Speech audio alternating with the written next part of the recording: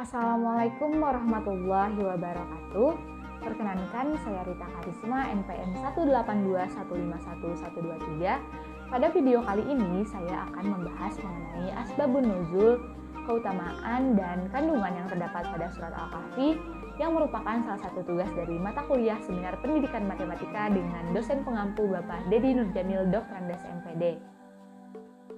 Nah, surat Al-Kahfi atau bisa disebut juga dengan Ashabul Kahfi yang memiliki arti penghuni-penghuni gua merupakan surat ke-18 dalam Al-Quran. Surat ini merupakan surat Makkiyah atau surat yang diturunkan di kota Mekah.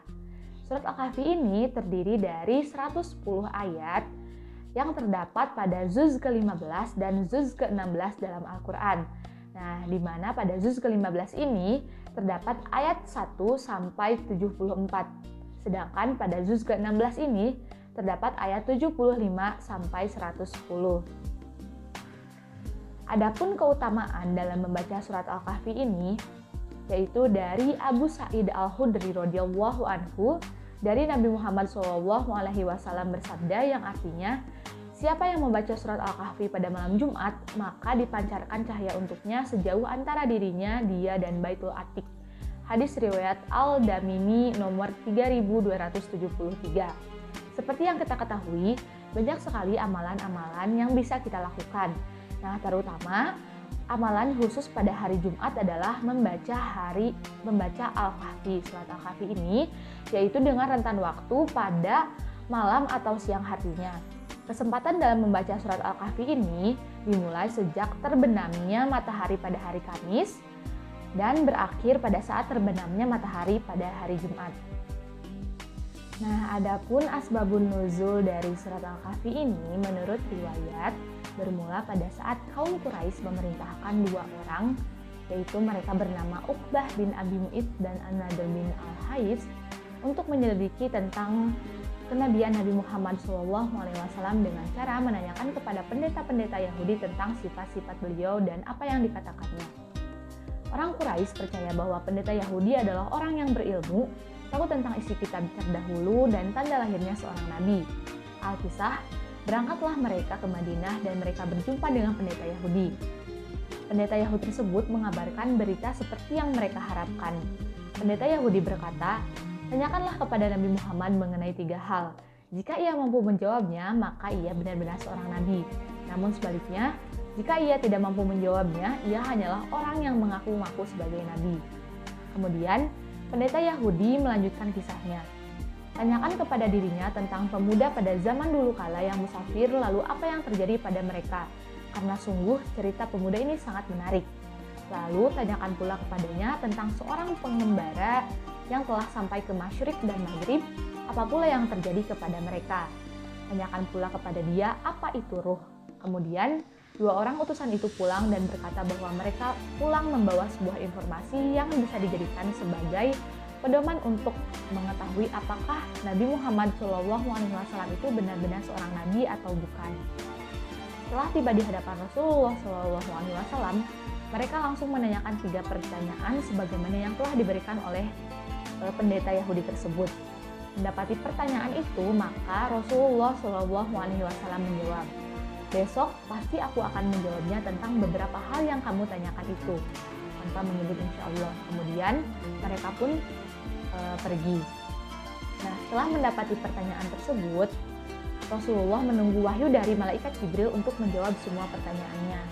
Namun, wahyu tersebut tidak kunjung datang bahkan sampai 15 malam. Orang Quraisy mulai goyah dan Rasulullah SAW sedih karena wahyu atau jawaban dari Allah Subhanahu wa Ta'ala tidak kunjung datang.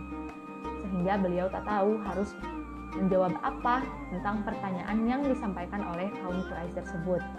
Namun, pada malam berikutnya, Jibril turun membawa wahyu, yaitu pada Quran Surat Al-Kahfi ayat ke-6, yang di dalamnya menegur atas kemurungan Rasulullah SAW dan menerangkan tentang pemuda Al-Kahfi pada ayat 9-26, seorang pengembara pada ayat 83-101, tentang ruh pada ayat 85 Quran Surat Al-Isra.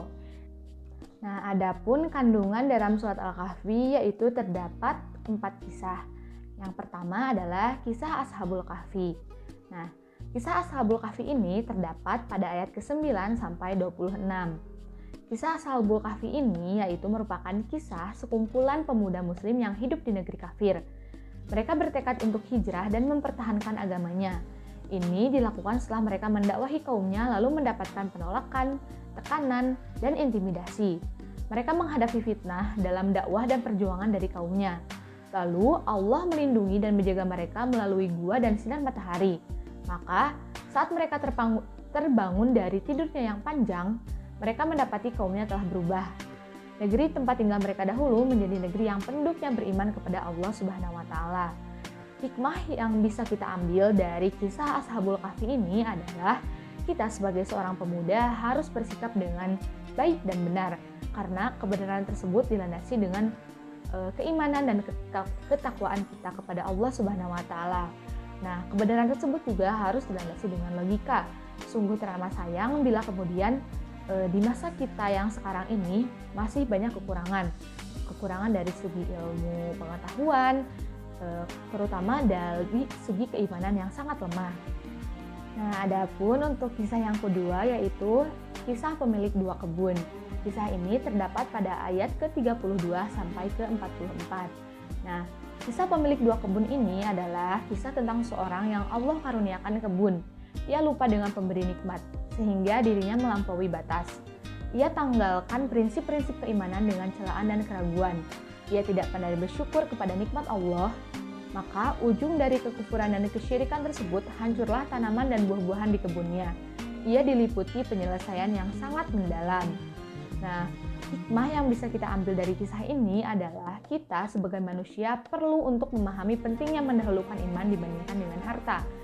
Nah, seperti yang dilakukan oleh pemilik dua kebun itu, ia tampak congkak sekali terhadap apa yang ia punya, padahal segala yang ia punya hanyalah titipan dan akan kembali kepada Allah Subhanahu wa Ta'ala. Nah, untuk yang ketiga yaitu ada kisah Nabi Musa dan Khidir, yaitu terdapat pada ayat ke-60 sampai 82. Kisah ini bercerita tentang fitnah ilmu, yaitu saat Nabi Musa ditanya, "Siapa penduduk bumi yang paling alim atau pandai?" Lalu ia menjawab, "Saya." Kemudian Allah mengabarkan kepadanya, di sana ada manusia yang lebih alim dari dirinya. Kemudian Nabi Musa pergi untuk belajar kepadanya. Dan ternyata Nabi Musa benar-benar paham ada hikmah yang Allah berikan kepadanya. Sehingga dirinya kemudian tersadar, ini merupakan penyakit orang yang berilmu. Nah, kemudian hikmah yang bisa kita ambil dari kisah Nabi Musa dan Khidir ini, yaitu mengajarkan tentang pentingnya dua hal, yaitu ilmu dan iman. Semakin seseorang berilmu, seharusnya membuat ia semakin tawadu dan merasa belum punya apa-apa. Dengan hadirnya iman dalam proses menuntut ilmu, maka itu akan menjadi nilai ibadah. Dan ingat bahwa Allah akan meningkatkan orang yang beriman serta berilmu beberapa derajat.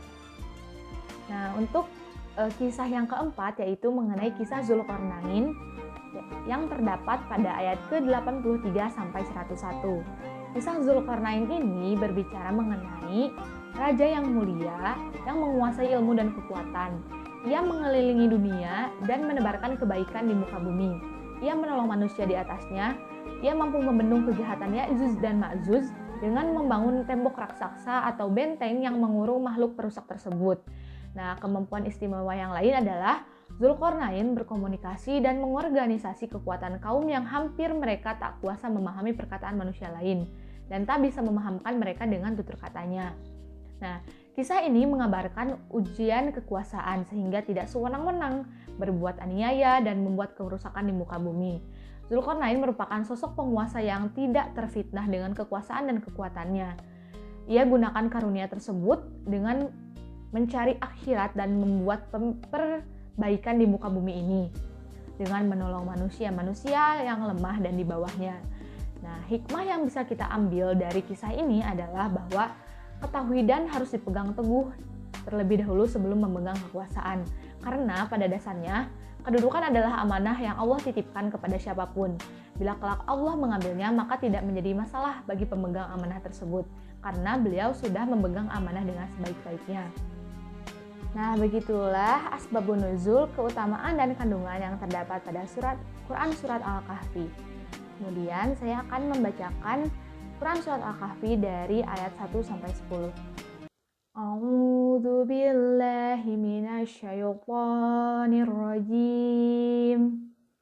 Bismillahirrahmanirrahim. Alhamdulillahilladzi anzala ala abdihil kitaba wa lam yaj'al lahu 'iwaja. Qayyiman liyunzira ba'san syadidan min ladunhu wa yubashshiral mu'minina alladzina ya'maluna sholihati anna lahum ajran hasana makisina fihi abada wa yundiral ladzina qalu ittakhadallahu walada ma lahum bihi min ilmi wala li abaihim kaburat kalimatan tahruju min afwahihim iyaquluna illa kadziba fala'allaka bahi'un nafsaka ala asarihim illam yu'minu bihadal hadisi asafa inna ja'alna ma'alal ardi zinatan laha linabluwahum ayyuhum ahsanu amala wa inna laza'iluna ma'alaiha sa'idan zurza am hasibta anna ashabal kahfi warraqimi kanu min ayatina azaba id awal fityatu ilal kahfi faqalu rabbana atina min ladunka rahmatan wa hayyi lana min amrina rasada. Shadaqallahul adzim. Sekian video yang bisa saya sampaikan, kurang lebihnya mohon maaf. Wassalamualaikum warahmatullahi wabarakatuh.